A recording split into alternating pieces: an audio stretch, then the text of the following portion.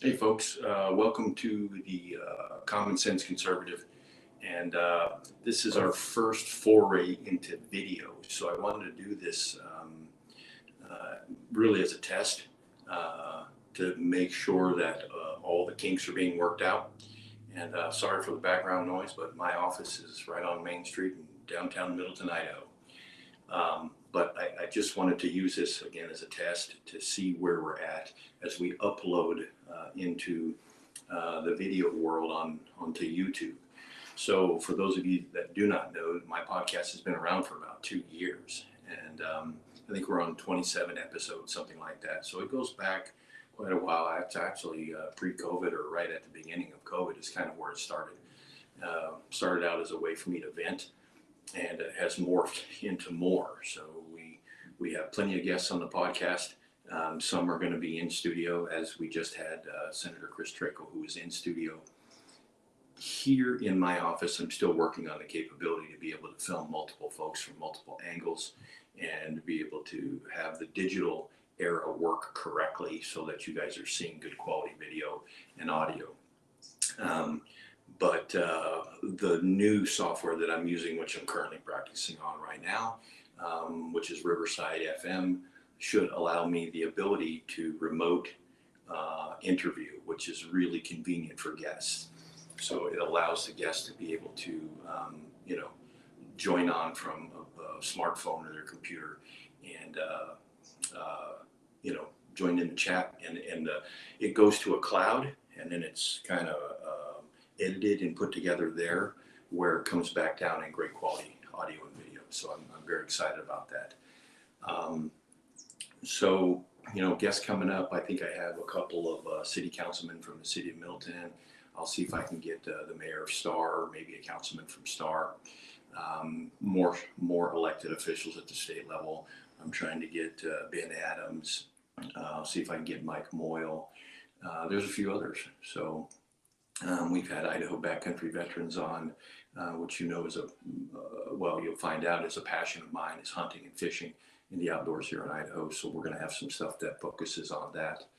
And it's going to be interesting as we move into the video age of things. So I did want to take a moment to talk about the new Idaho GOP platform that's kind of burning up social media, Twitter mostly, and it deals with the qualifications that it takes to become a Republican candidate for an office.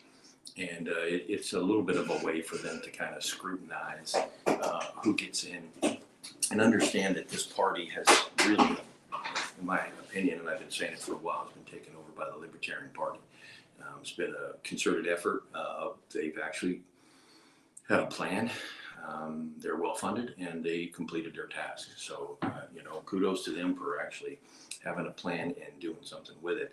They put in the effort, they put in the time, and they've done it. They've successfully fractured the Republican Party in Idaho, and I don't know where that's going to lead to.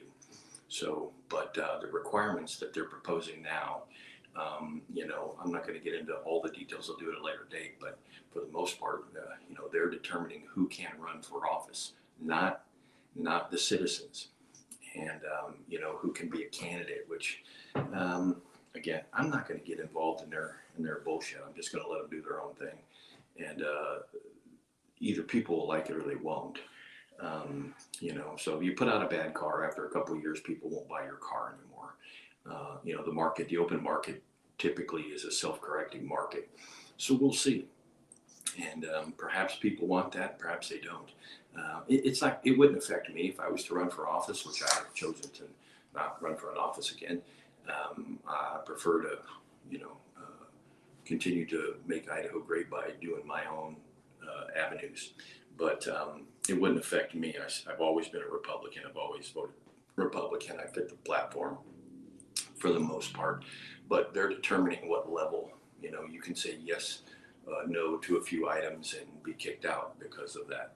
So it's very interesting. It's raising a little bit of a storm on Twitter. But again, I'm letting these newly elected folks burn their own bridges. And, that's how, if they're right, it is very possible that I'm wrong. And, they may stay in for 20 years.